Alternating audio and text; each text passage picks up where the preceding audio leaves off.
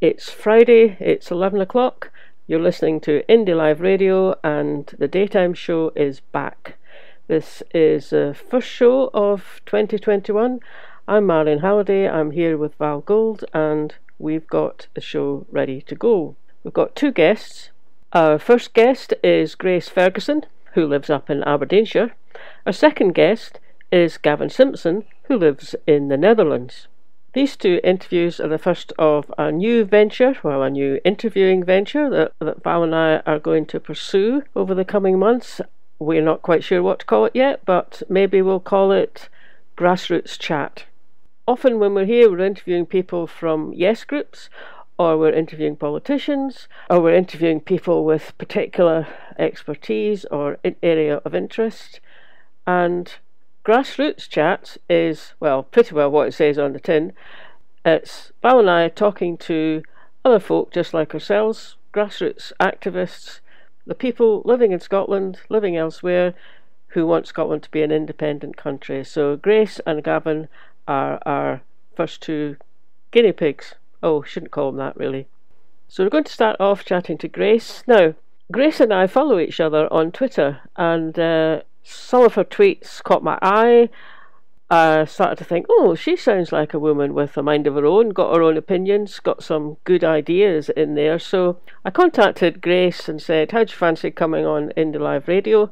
She was up for that, and a couple of days back, Val and I interviewed her. Yeah, so I was saying to Val, probably a few months back, I was thinking, because she and I are getting more and more contacts amongst yes groups and, indie supporters, and then, obviously on Twitter and stuff, I was thinking, it might be quite a good idea just every now and again, or maybe regularly, if we can get folk to do it, to have a kind of, I don't know what you'd have, a kind of grassroots indie activist kind of spot on the show. Yeah. So you're our first one. You may decide after me you won't do it again. Oh, don't be that. I'm sure that's not the case, but anyway, it's really good that they've come on, and like we were saying to you, we have done a lot of the shows live, but it's beginning to be more difficult technically to do that. So I think we'll probably will be recording, and obviously we're recording this just now. Yeah. I go through it and edit out all my ums and ahs and Val's ums and ahs, and probably edit out your ums and ahs as well. Brilliant. So we always end up seeming more fluent than we actually are. So obviously then, going way back to 2014, you were convinced about independence back then. Oh yes, but only a few months before it, actually. Oh, that's interesting. Because I started off having this thing about, you know what, it's nice to work together with another, countries together, do all that kind of stuff, And then, of course, the more I heard them saying, no, you're too poor, you're too stupid, you're too small, and all these things, the more I thought, wait a minute, this is ridiculous. This doesn't make sense, and this isn't the kind of relationship we should be having. You sound more like an abusive partner. So I kind of went to say, if this was a person, I would be saying, no, of course you can stand on your own feet. Of course you can be independent, because that makes sense. You were just saying about it's a bit like an abusive partner. And actually, it's interesting. It's interesting putting it that way, because if we had a friend and we saw them with a partner or whatever else situation being abused, we would be saying to them, hey, that's not right. Don't be taken in by that. Yeah. Of course we would. And the other thing was that things didn't make sense as well, because remember 2014, we had premium oil gushing out of our oil wells at premium prices. And, and they were saying, no, you're too poor. And I'm going, but that doesn't make sense. How can we be too poor? And then I kind of looked at Scotland and went, do you know what? We are still poor. Why are we still poor when we've got all this oil, which we had then? But since the oil prices dropped, of course, then I've looked at other things, and thought, well, what else do we have, But it was mostly the thing about the more they said, no, you can't do this because you're not good enough, which was basically what they were saying, Uh-huh. the more I thought, yes, we are. Of course we are. Yeah. And also, when the Scottish government came into power, first of all, now I wasn't that keen on the SNP at first, right? And I really wasn't. But then, I was really keen on devolution, really loved devolution. But it wasn't until the Scottish government came into power that I began to see changes. And as I say, I wasn't a fan particularly then, but you could feel it was actually, the change was actually palpable. And I often say to people, we were like a stagnant pond, and all of a sudden, fresh water started running through us, and stirring the waters a bit. And you could feel changes. And that was simply because we finally had a government who cared about us, who tried to do something, whose focus was on making Scotland better. And there was a huge change. Now, I'm not always, I do have issues with SNP and all that, but, it was such a change. But they have done a huge amount, I would say, to help to change Scotland. Yeah. And all of a sudden you could see, houses are being built, roads are being finished, things are actually being done. And that was the first time. And actually, in less than a decade, we have gone from being a stagnant pond to a progressive country. And that's huge. Yeah. All this time. So interesting what you say, Grace, about the palpable change. I've got a friend, they'll remain nameless, right, who worked quite high up in the civil service, and her job was like to liaise with ministers, and she worked with the Labour administration before the SNP came in. Now she's in SNP now. I'm not quite sure at what point she transitioned, as it were, but she said to me an interesting thing. She said that when the SNP ministers came in, the change was quite marked, and she said that they were far more rigorous, far more determined to do a good job and to do things properly, and the governance was much stricter, and it was just a different ballgame all together. And and I mean, she's an academic, and she's although she supports SNP, she wouldn't be saying that if she didn't mean it. And I thought that was really interesting, that as a civil servant she could see that marked difference. Yeah, absolutely. And as I say, at the time I wasn't a particular fan, but I could just feel it, say, what? There is a difference though. You can, it was definite. Things were changing, things were moving, things were progressing, and that was the difference, And it's after everything just being the same for so long. And I think, because I used to go down and see friends in London and meet sort of people who had moved from Scotland to London, and in parties and things, and they would be talking about a Scotland that they had left, and I mean, the stories were funny and, and was good, but I wanted to scream at them.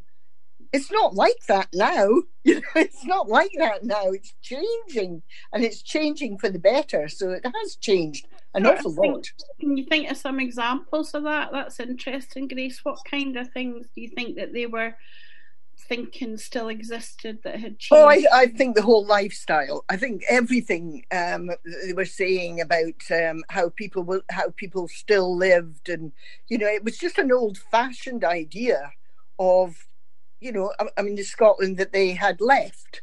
Yeah. And because I think they had been used to it being like that forever before, it's actually difficult, because they've only been home to see mum once a year for a week or something, a duty visit.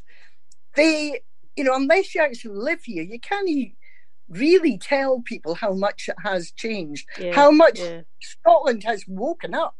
It's been shaken awake. Yeah. And that's a really good thing, I think, Yeah, indeed. I mean, I lived down in, actually in Wales, but it was just on the border of Wales and England, near Shrewsbury, for some years in the early 2000s. So the Parliament was up and running. I mean, it was Labour, Lib Dem administrations. But, and I think even then, things were just how people thought about Scotland changed, because I'd come back up, or I'd be talking to friends up here, and I just noticed when the people said the capital, they meant Edinburgh. When they said Parliament, they meant Holyrood, and it was a case of, oh, maybe we could do that, and maybe we could do that, and yeah, a whole load of stuff still reserved to Westminster, but just the beginnings of, well, if we want to do that differently, now we'll be able to. So that was very early on, 2000, 2002, 2004, or something like that. But it was quite a distinct change, a bit of, as you've been saying, a shift, definite kind of shift in where you look to for how you can make things happen. Yes. Oh, exactly. And and as I say, we now have a government that actually thinks about putting Scotland first, and that didn't happen before. Yeah. That definitely didn't happen before. It became secondary. But we cannot go on having our decisions. I mean, we can't thrive if we have one hand tied behind our back. We cannot reach our potential, our full potential, if we have our decisions overturned, ignored, and the people and what the people want or vote for just being absolutely discarded. It doesn't matter. So the only way I believe that Scotland can thrive is to be an independent nation, because if they've achieved so much in a decade, who knows? Yeah. Who knows what we can achieve, if we're actually given free rein to do as we want, rather than what somebody else tells us to. So yeah. So you're half English yourself, is that right? I am. Yes, my mother's Scottish, father was English. They're both passed now, but so I grew up. As a child, I lived in Scotland, England, and Germany. As an adult, I've lived in Scotland and England, but I've been back in Scotland a long time now. But I love England. I love Scotland. Love England. I think England is beautiful. It's got beautiful places. There's a lot of good people. There's a lot of good people in England, and I still have friends and family there. So. It's got nothing to do with, independence is only about self-governance, about being a normal country. It's a weird relationship we have, for a country to be, I keep using the word colony, but it feels like we're a colony, and it really does. If you can have a vote on something and then have it, that doesn't matter because you voted like that, because we tell you it doesn't matter. And if we have to ask for a referendum, that seems really strange to me, that you have to ask another country if you can ask your countrymen what they think. That just seems strange. It doesn't feel now, and I think probably last 10, 15 years maybe, it doesn't feel like it's a partnership. It doesn't feel like it's good neighbours. It feels, as you say, it feels like increasingly, well, you can't do that and you can't do that. And I suppose that's because we've diverged. I mean, given the opportunity with a parliament, gradually, we realise, well, we do want to do things differently, and we're not going to hang around if we don't need to. Yes, that's right. I think the idea of us working together, I think it was when we sent, 56 MPs to Parliament, that showed us the stark reality, because it didn't matter who Scotland voted for. It didn't matter if we sent, if every MP, and it almost was sent to Westminster, it wouldn't have made a jot of difference. It made no difference that happened, and I think that really pointed out to me, what's happening here? What's happening here? Why is our voice here? It's lost, and will always be lost. Because England has 200 and something MPs, you know, and we only have 59.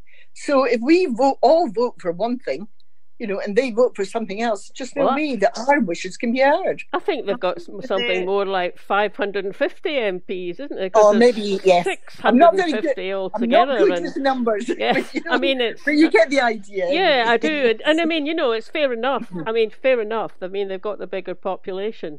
But when we start kind of realising that where a significant, you know, nation in one of the four nations wants to do things differently, then, yeah, it really shows up the limitations of that. The recent changes, I think, we're getting even less. England are to get 10 over it, and we've to get 2 less, I believe. Yes. But I mean, if you say, even if we had every single MP, SNP, the two, you know, the sort of two-party first past the post system doesn't represent our views. And I think the other thing is that in our Scottish Parliament we have this we have only 2 parties are registered in Scotland, you know, on our Parliament, you know. So if we had a real Scottish Labour and a real Scottish Liberal Democrats and real Scottish Tories, then maybe I would listen to them a bit more. But while they're registered in England, you know, I'm sorry, I just don't see that they're ever going to put our needs first, ever. You know, so that's my opinion. Yeah. It's the famous branch office syndrome, isn't it? Absolutely. Yeah. And they're not going to work for us. They're going to work for, you know, Westminster. Of course they are. You know, that's just the way it is, really. You know, so... Yeah. It seems to me that the current Tory government they've really abandoned all pretense even of caring about Scotland. You know, I mean, Boris Johnson is quite open in his disregard and scorn. I mean, I think, you know, some time ago he made that famous quote about £1 in Croydon better spent than £1 in Strathclyde, which obviously is quite a while ago mentioned in Strathclyde. But they're quite open in their disregard now. Oh, absolutely. And, you know, I watch Parliament UK Live, and I watch Scottish Parliament, and, you know, and that's the only way I think you can really see what is happening, you know, in Westminster and in Holyrood, you know.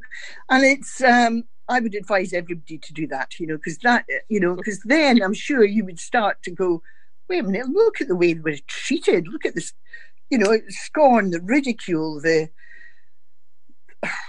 you know, at times racism, I think, you know, towards Scotland, and that's not acceptable. It's not acceptable.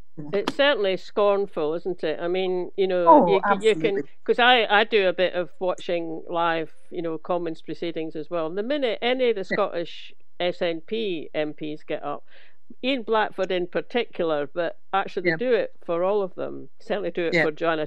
You know, there's this immediately chuntering starts from, and people are catcalling, and it's just horrible, really horrible. And I think, well, I don't even understand why. I mean, I understand, you know, they feel that scorn, but surely you'd think, well, they know this is being live broadcast. We are seeing this in Scotland, you know. It's not giving us a very good impression about, you know, the mother of all the parliaments. Absolutely. Absolutely. Yeah, so there you were. So by the time the referendum came, you'd persuaded yourself to vote yes, and then all this time goes by. So what are you thinking about when we might get the next referendum? You optimistic for this year? I'm always optimistic. I'm always hoping. I certainly think that. I mean, I would never believe that this is our last chance or a last chance for years or whatever, but I would certainly think this is our best chance. And so we should take the opportunity as it's presented itself. And partly because I want to get back in the EU. You know, I think I feel we have lost so much by leaving the EU. You know, so much for our young people. You know, Erasmus has gone, you know, freedom of movement has gone, and, you know, and I'm a great believer in freedom of movement because I'm a great believer in diversity. You know, I want people from different countries to come here. I want to be able to travel to different countries because we learn so much from each other. You know, so yes, a huge loss leaving the EU without a doubt. So yeah, I'm hoping that people will have the courage this time to go for the referendum and to vote yes, obviously. You know, but it's going to be a hard battle, and none of us can be complacent about it.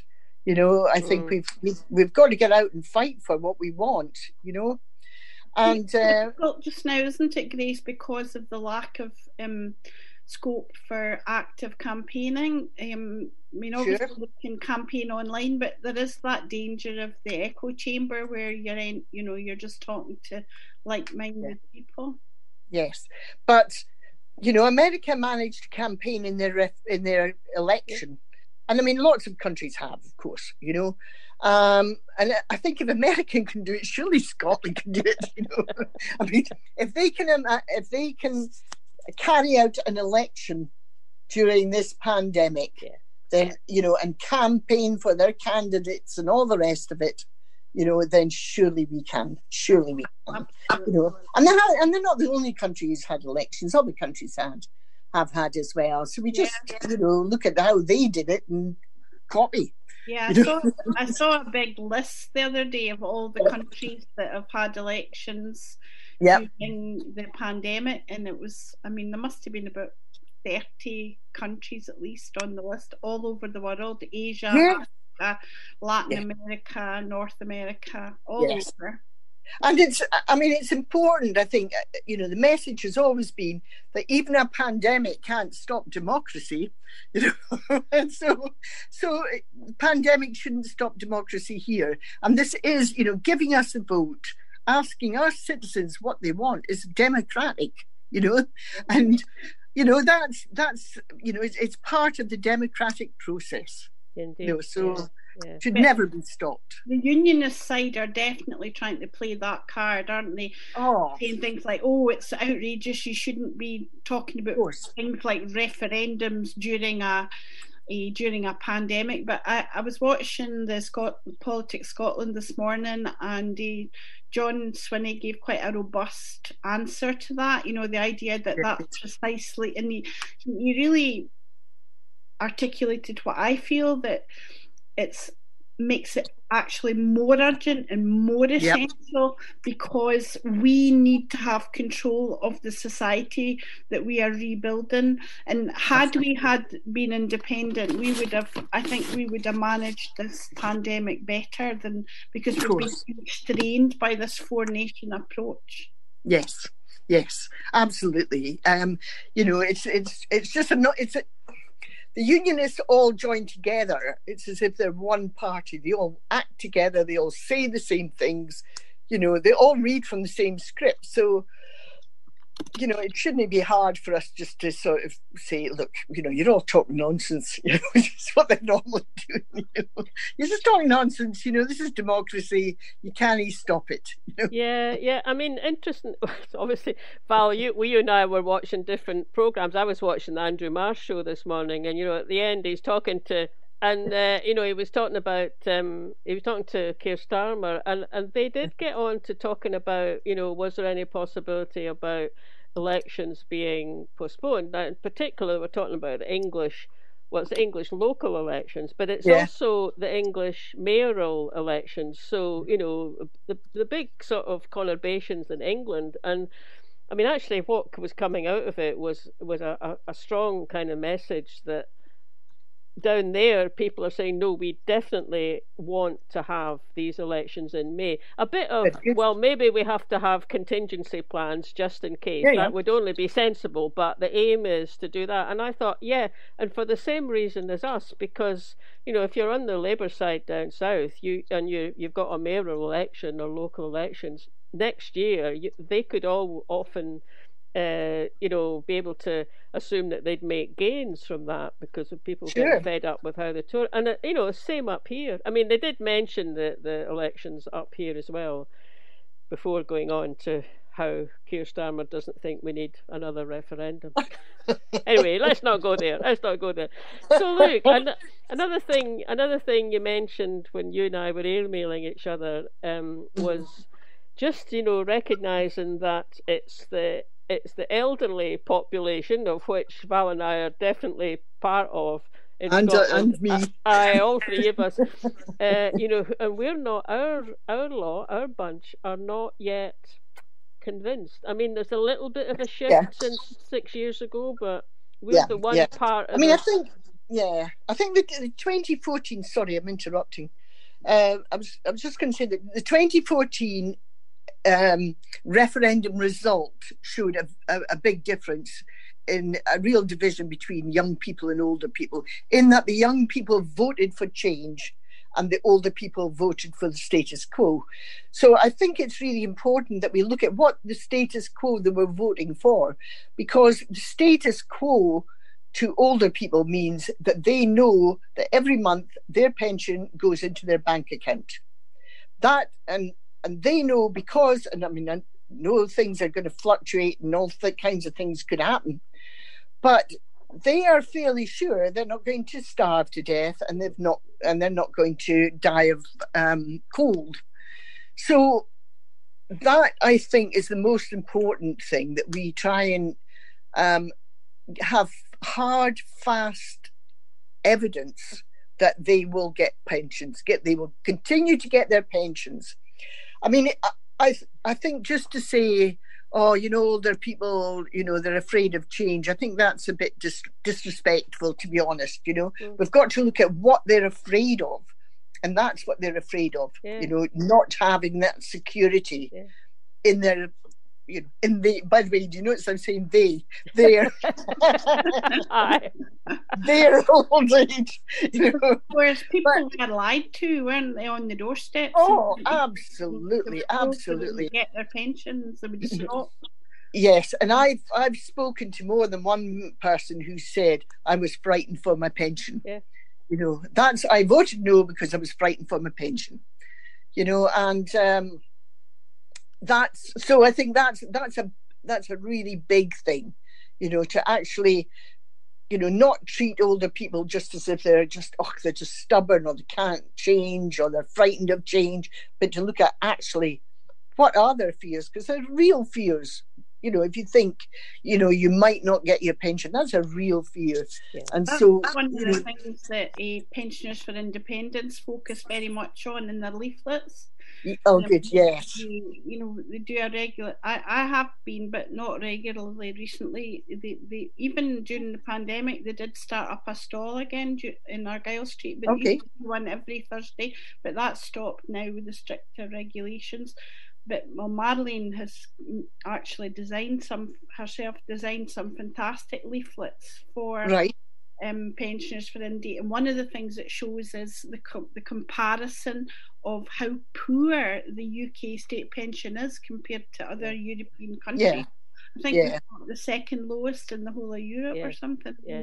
So people might be worried for their pensions, but it's actually SNP policy to make the pension the EU average. Yes, and I saw that. I'm aware of that. But that's got to be. I mean, it has to be on the leaflets. It has to be there, I think.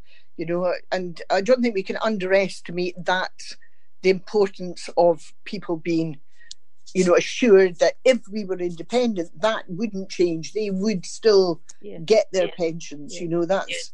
And I think that's even more important than saying it's less than other places and all the rest. They just want to know they can get it. Exactly, and I think you make a really good point, actually, when you say it. We really do have to understand what it is that people are afraid of, if they still are. I mean, so we were lied to last time round, but there are genuine fears that some of the, not all old age pensioners by any means, but quite a few probably do have, and it's a good point that we do have to understand those and be able to talk about them.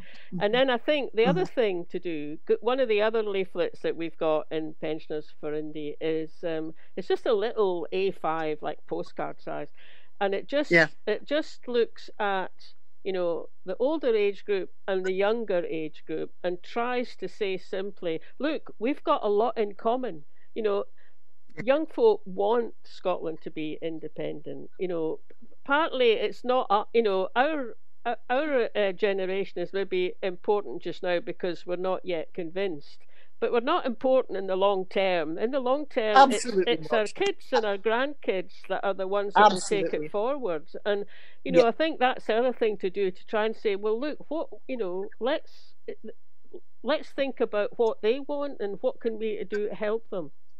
Yes, yeah, I absolutely agree. You know, I'm hoping not to drop down tomorrow, but our time is done.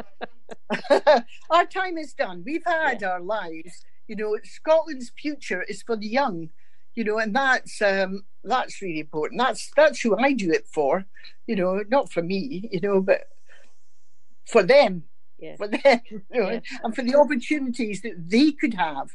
And I've never felt that.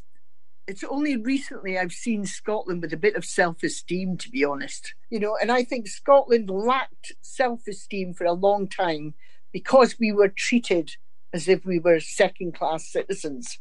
But recently, we began to recover some of our self-esteem. You know, just began to hold our heads up a bit, you know, and because of our, because we've been awakened, if you like, you know, So sorry, that might just be complete rubbish, but I'll trust you to edit it out. No, I don't think it is. I think you've hit the nail on the head there.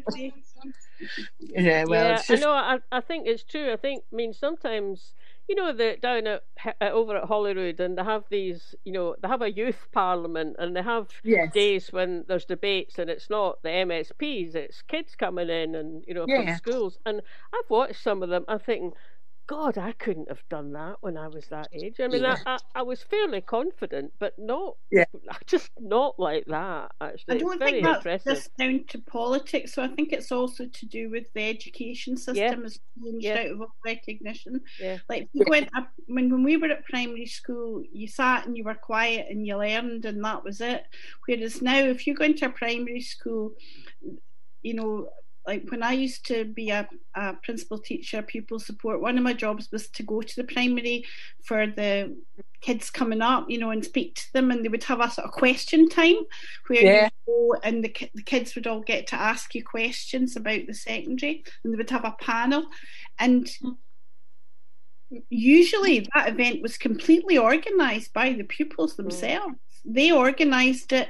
One of them would have the roving mic and would be the presenter, and their confidence and their articulacy was just wonderful. And that's that's actually built into the learning outcomes of the much derided curriculum for excellence.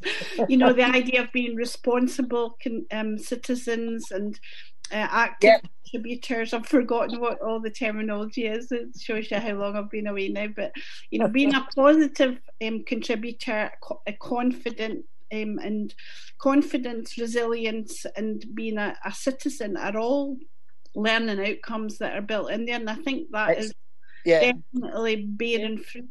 Yeah. Absolutely. And it certainly. I mean, certainly from my point of view, it does make me kind of think. Well, I mean, it's not even just the youngsters, but, you know, the 20-somethings, the 30-somethings. There's generations of people that look pretty well capable of running Scotland and, you know, developing it into the kind of, you know, outward-looking progressive country that we want. And hopefully the three of us will still be there to, you know, cheer them on. Really, the one thing that I've always said to people in conversations about independence is that Scotland has churned out the best scientists, engineers, doctors, explorers, everything.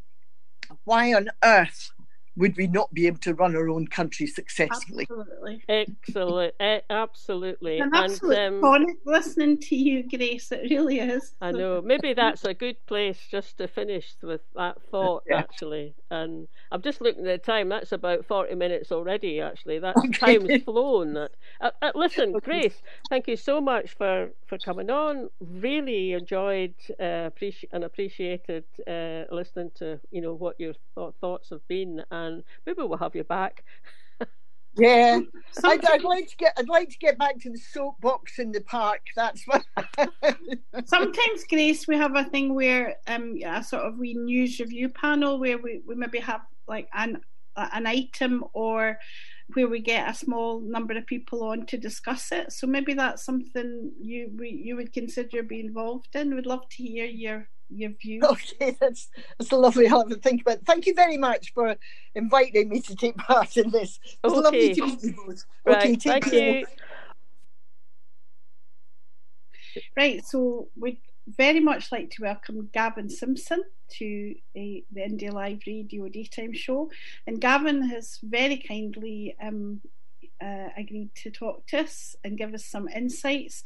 Both Marlene and I thought he'd be a great interviewee because we've come across Gavin in various Zooms for SNP Kelvin, and also the other night in the Yes Glasgow Northwest. And Marlene noticed that you'd mentioned, the fact that although you're a Scotsman who supports independence, that you actually live in Holland, and that even more interestingly, that you're a lorry driver, and so therefore we thought you'd be really well placed to give us some insights into your experience of how Brexit is affecting that, and also to attitudes to Scotland and Scottish independence where you stay. So do you want to start off, Gavin, by telling us a bit about yourself, about how you came to be living and working there in Holland? How I came to be living and working here in Holland goes back to 1998, where I came back from backpacking my way around Australia, New Zealand, Fiji, the States, Canada. I came back down via London, back up to Edinburgh, and back out to Bucclivie, where I grew up. And really, I've spent a few months back in Bucclivie, and I'd seen the big bad world, and I didn't really find it terribly exciting anymore in the small village. And I thought, right, okay, go into Glasgow. Spent a couple of years with my sister on West Princess Street in Glasgow. And even then, I was not being terribly successful and hitting a brick wall in various. So I decided to put my backpack back on and go into Europe. And I got as far as the German border. And I'm now sitting in Nijmegen, which is on about 10 minutes away from the German border. And if you're in any way interested in history, I can put that quite quickly on the map for any of your listeners. It's just about 20 minutes south of Arnhem and the bridge at Arnhem, which featured in the film A Bridge Too Far. Can I ask you then, Gavin, have you been directly affected by Brexit in your job so far? And if so, how have you been affected? The first and the easiest way to answer that is very directly. I had to, first of all, in the Netherlands, you have to be written in with the local government, so you have to have an official address. That's fine if you're working for a local company. And also I realised that after Brexit, none of my driving licenses would be valid anymore. So I have a bus driving license as well. So my bus driving license and my truck driving license would have been invalid. Also my code 95 would have been invalid. So I had to get all of that swapped over, and that was a little bit bureaucratic. But at the end of the day, I now have a Dutch driving license, and I'm now going to do in the Netherlands. I'm going to do, because that now means that I have to then, if I want to get my articulated truck driving license, I have to do that here in the Netherlands, which I am currently busy with. the other thing is I needed to become a resident, so I had to apply for a residency card. That was quite complicated, but it also means that it's more to do with you have to be self-sufficient, and in other words, economically viable, and you also have to be you have to pay for your own health insurance every month. So I pay about €100 every month on the health insurance. That's minimum health insurance. I was quite worried up until recently because I didn't get my residency card until late October, and I couldn't sign on for any benefits.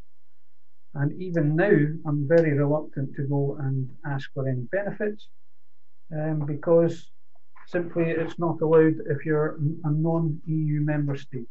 So I'd be very worried about losing my job. Yeah. It's more about not working than working. I can change my job. But you are actually working at the moment. I start a new job on Tuesday. Okay. And so are you aware of the reactions of, like, are you friendly with sort of other lorry drivers? Other truck drivers. Are you aware of their reactions to the Brexit? Right, I have one friend that drives regularly to England, and he is reluctant to go back. So I think he's going to give up that particular route. I think that's more to do with the reluctance. It's very difficult to tell at the moment because of the corona situation. Normally you'd be able to see about the traffic between Calais and Dover and between the ports, and if traffic was still flowing, and how many trucks were going in between, and that sort of thing. But because of corona, it's difficult to tell whether that has dropped. Yeah.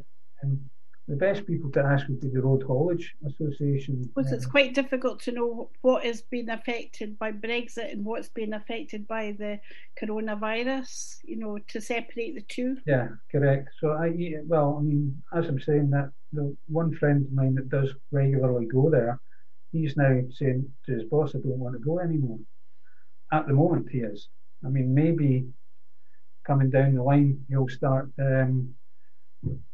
all the paperwork will be in order and everything. They'll be able to go regularly, and they'll already have the paperwork, so it won't be that. I did see one interview on the news that said that a lot of the long distance lorry drivers that come to Britain with supplies, particularly from the likes of Holland, where we've constantly got big lorries delivering flowers, for example, all the time, and vegetables. A lot of the lorry drivers, there'll be Dutch guys, but there's also a lot of Eastern European drivers who are self-employed, and they are paid by the number of miles they drive, or kilometres rather, and therefore they're just not going to come to Britain anymore because they're going to spend like ages. Right. They'll be reluctant to do that because they'll be sitting getting checks all the time. I mean, there are other ways to get to. You can go. There is a lot of traffic between Hook Van Holland and Harwich, and of course there's Newcastle, Hook Van Holland as well. But they're much more. They're slow. The Hook Van Holland Newcastle is quite a slow overnight route. So I don't think truck drivers, unless they're supplying directly into Scotland or the north of England, it's more expensive. I don't think that they'd really be taking that route. The fastest route is through Calais Dover, and they're going practically turnaround minutes, like 20 minutes or something like that. It's really boom, boom, you're on, boom, door closes and they're away. And then you're 2 hours later, you're coming off in Calais, and then. Do you think there'd be any mileage in independent Scotland reintroducing, a longer haul ferry service like from Rosyth? That would be a difficult one because again, really that's difficult to say because you're talking about the same length of time between coming out of I would assume Edinburgh, Fife area, down the Firth of Forth, and then over. That would be an overnighter as well. That'd take you all day. Yeah. But you'd end up in the same general area. You'd end up in that coastal area. From Nijmegen, for example, it's 2 hours for me to get into Rotterdam, or Amsterdam, Hoek van Holland, but it's 4.5 hours down to Cali.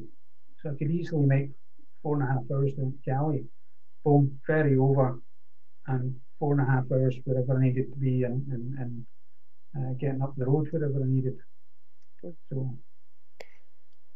So it is a logistical problem. It would be a logistical problem. Yeah, I saw a conversation about it on a Facebook page. There's a page called, I think it was on the one that's called the Spider Principle, and it's all about Scottish independence. But one of the guys on it had tried to work out the pros and cons in terms of, well, time, which you've been mentioning, but also fuel costs and ferry costs and things. He reckoned it wouldn't really be feasible.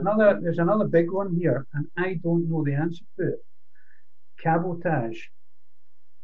If you look that one up on Wikipedia, what it actually really means is that if I've got I don't know if it's included in this trade agreement. I don't know, because I haven't read the trade agreement and I haven't heard anything about anybody mentioning it. So, can you say that word again, Gavin? Cabotage. Cabotage. Basically, this is what it means, right? I've got a load. I have to go from London to Paris. I take my load from London to Paris. I drop it in Paris and I come back. But actually, or I'm coming from Paris to London. I take it to London. I drop it and I come back empty.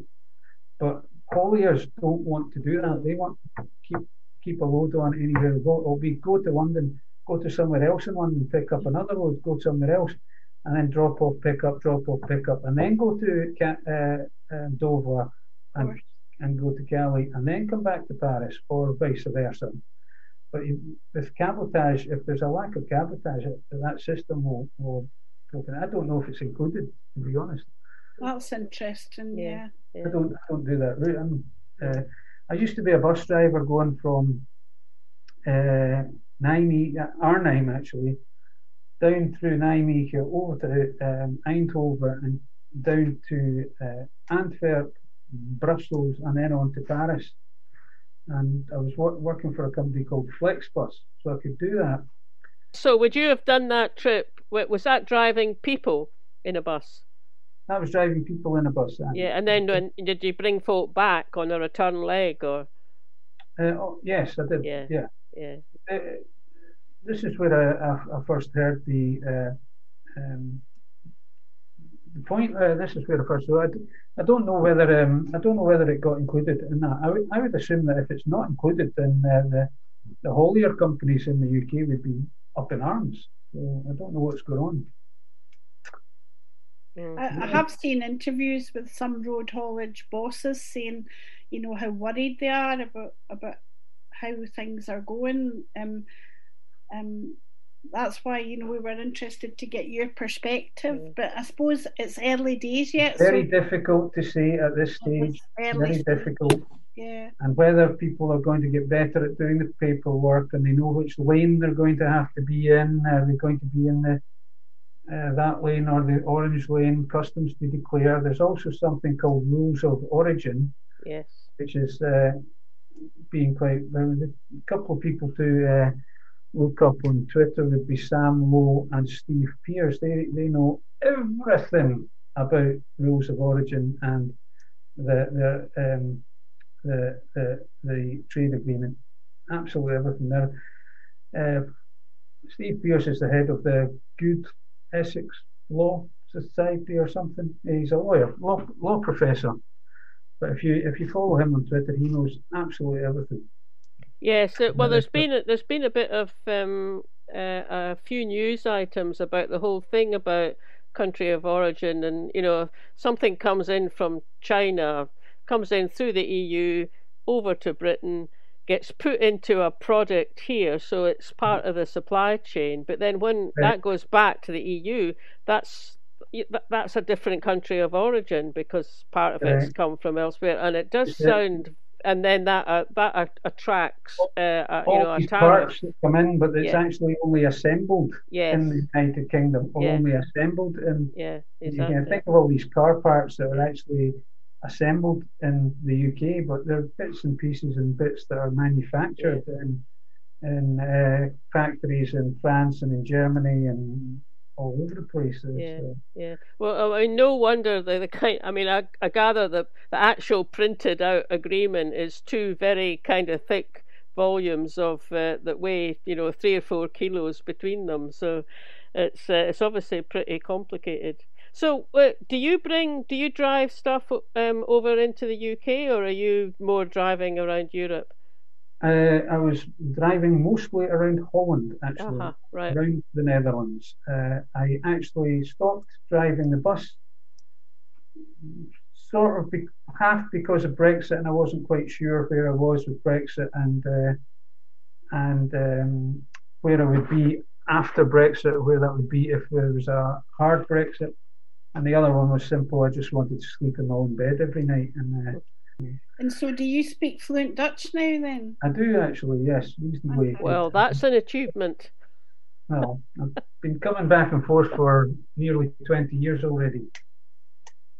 Talking about Holland then, how aware are you of attitudes? What are the perceptions of people where you stay, Gavin, towards Scotland and possibly Scottish independence? Do you think people are aware that Scotland has got a different attitude to Brexit than England does? Do you think that?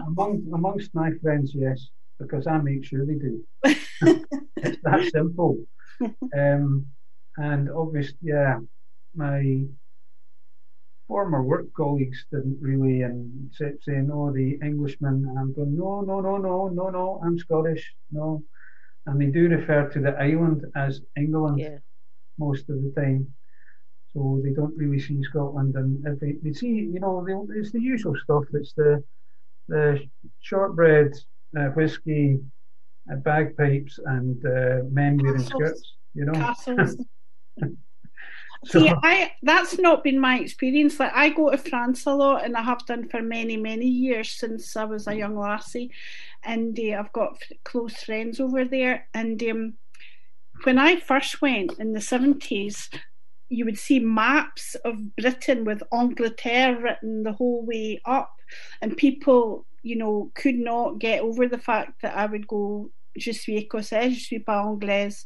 They thought you were being political, and I'm like, no, English and Scottish is not the same. But now that has totally changed, and I think one of the reasons is because of the football, because when the football team, when the World Cup was in France, I think twice now, isn't it, people were extremely made aware of the difference between England and Scotland from their football supporters, and the Tartan Army did quite a good job there as ambassadors. French people, most French people now know the difference between Scottish and English, I think. Yeah, and the French are also big rugby players. Yeah, true. Yeah, that's true. Yeah. I'm afraid not really in the Netherlands. You'd be surprised. I was quite surprised sometimes when I spoke to university-educated people, and I'd try and go, "Oh, you're from England," and you'd go, "No, further north." "Oh, you're from Iceland." "Oh, no, further south." Close, but no, and then and eventually you'd settle in Scotland, and they go, "Oh, right, okay." So when we were chatting beforehand, before we started recording this, you mentioned that you'd been interviewed, or you'd actually had someone from one of the local radio stations spend a bit of time with you, and then they came over to Scotland to speak to your family. So was that, I kind of took it that was them focusing in the fact that you were Scottish, but maybe they were just focusing in the fact that you were British and Brexit. I think it was originally starting purely on Brexit. Right. But then I did point out to him that I was Scottish, and then he picked up on that. So it's also mostly because my parents at the time, still 2 years ago now, had an apartment in Perpignan. So they'd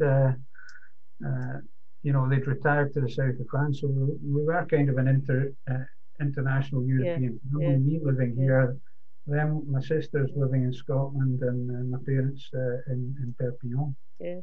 So what's the general kind of response amongst Dutch folk about Brexit? And At the moment, I don't think they care.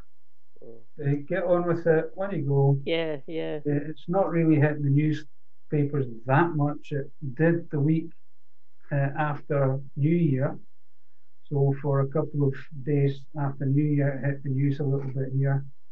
And but I don't think they're making a big deal of it. It's our problem. It's not Europe's problem anymore. Quite understandable, isn't it? I don't blame them, really. So in terms of COVID, how are the COVID restrictions affecting you at the moment? Is Holland in pretty strict lockdown just now, or what is the situation with you? The answer to that is yes, we're right. They had fairly strict. The whole of the HoReCa was closed, shut. HoReCa being hotel, restaurants, and catering, right? So that's the HoReCa, hotel, restaurants, and catering, all closed. The snack bars are open. That's takeaways, pizzas, fish and chips, syrups, that sort of things are open.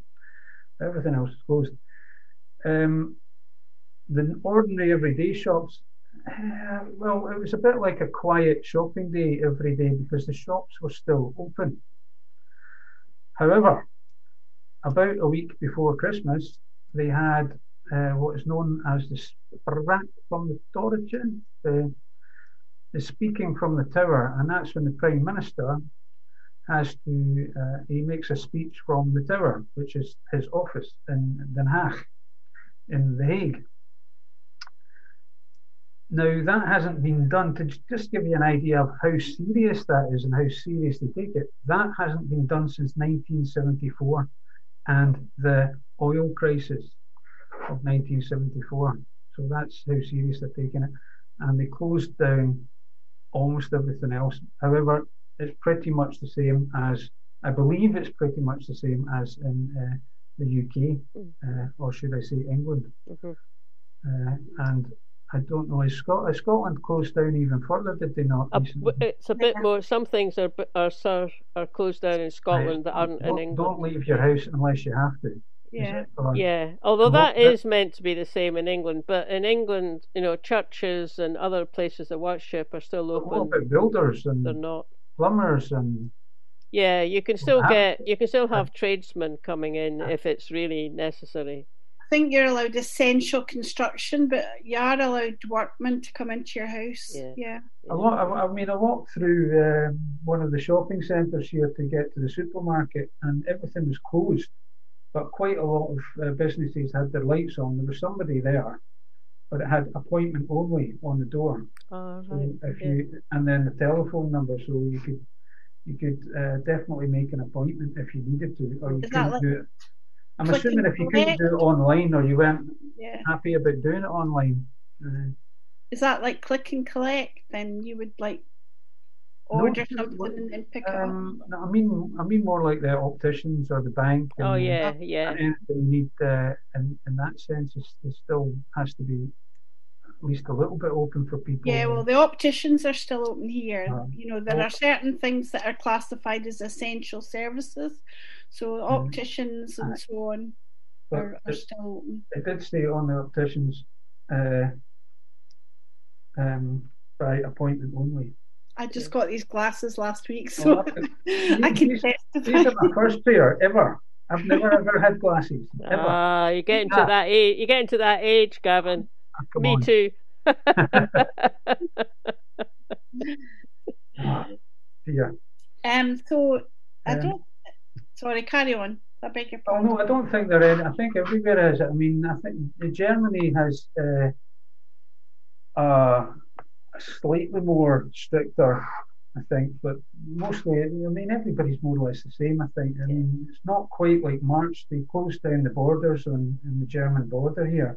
We're only 10 minutes away from the border from here.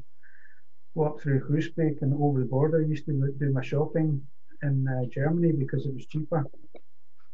You could get petrol cheaper, but I've not been since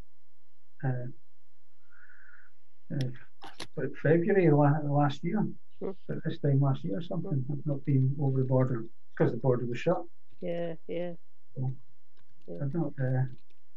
And everything is, you have to have a face mask to do your shopping, to do your supermarket shopping. So I think it's more or less the same. That sounds very similar. Yeah, sounds extremely similar to what we've got here. I think that the biggest thing for me is travelling. I can't travel. Yeah.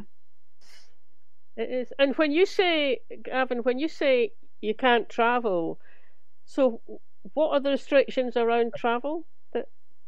Well, it's the same as anywhere. Don't travel if you don't need to. Aye, okay. And yeah. also, the other thing was earlier this year, it wasn't don't travel, but it said if you get COVID and you're abroad, you weren't insured for it.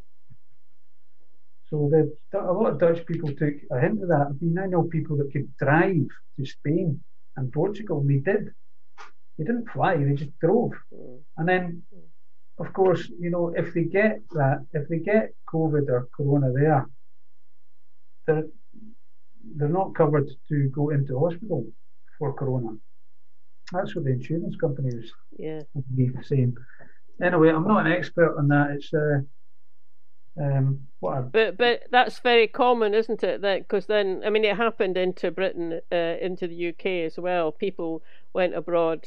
Probably with us, it was people flying, but you know, caught it over in Spain or Portugal or something, and then came back home and proceeded to spread it around. So that was probably happening all over Europe.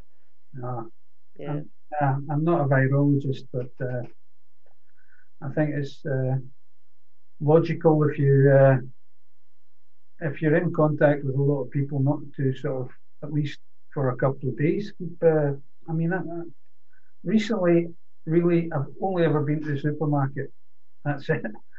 I lead a very boring lifestyle. So I could tell you one story. I'll tell you my whole year, actually, if you want.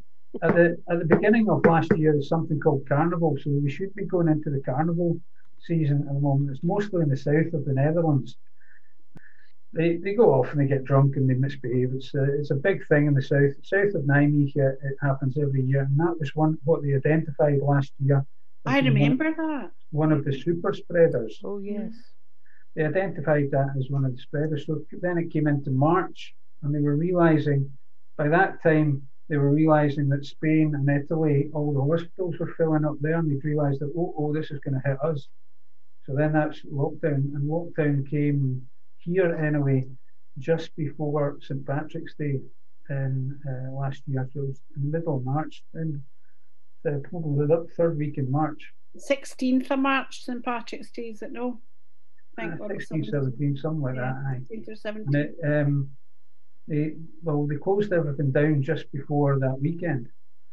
Now that's the thing. I was expecting two things. My friend, she lives in South Korea, and she was planning to come over and visit, and we were going to go down and see my parents down in Perpignan. Of course, that never happened because she's a police officer. She's South Korean, and of course she only gets certain dates to go on holiday, and of course that was scuppered last year, so that never happened. And I was working for a company that supplied the Horeca, the hotel, restaurant, and catering. Of course, when my contract was up, they said that they weren't going to renew it, but they told me that in March. And of course, at that time, they were still making us turn up at work, but they had to notify me that they weren't going to renew my contract. So basically, I thought, this is too dangerous. I'm not going to work. I'm mixing with people here, and then they closed down the Horeca completely.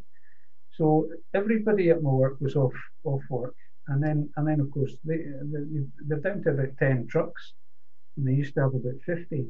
Wow. And I then, you know, the summer calmed down and it all went away, or it all seemed to go away or become much less. And everybody here thought, okay, it's not doing, everything's fine. But there were no festivals, no big football matches, no grand gatherings. And then coming in again, it started again, same as in Scotland, you know. And And at that time, just at that time, I thought, okay, great, I'll get a new job. And I started working for InBev, and InBev supply beer and alcohol to pubs, restaurants, and hotels. So about September there, that was me out of a job again. So I haven't actually worked since September. So. Well, I hope things go well for you in the future, Gavin, and maybe you'll come back on and talk to us again in a few months and give us an update on how things are progressing over there. That's not a problem anytime. I just hope your listeners found it in the slightest bit interesting. Very much so. Maybe we should just finish off by asking you what your hopes are for IndyRef 2 for our next referendum. And that is not scheduled yet, is it? Right. Yeah, well, it certainly is not. That's a bit more in a contention. Yeah. Yeah, I certainly do. I'm a member of the SNP, and I do actually support the SNP. I don't always agree with them. I don't always agree with their tactics, and I do think, there is. I mean, we're certainly definitely ahead in the polls, and I think we really need to. Do we wait until after the Holyrood election, and have it later this year, in September? But Corona, COVID, is it a good time? It's tactics, really. I would hope for the best, and I hope for a better result than 2014. I'm glad to see an independent Scotland. Yeah, great. Good. Well, absolutely, couldn't agree more, because it really is more crucial than ever that we get our independence if we are going to recover from this. If we can build a new Scotland in the way we want it, rather than in the model that the Tories want to. Well, that's right. We haven't had the government we voted for since something like 1950, or we've had 3 or 4 since that we voted for since 1950. Yeah. Before we were on the go. Well, thanks very much, Gavin. Okay, no problem. Thank you very much. Thank you for coming. No problem. Just I hope you have a really good editing tool.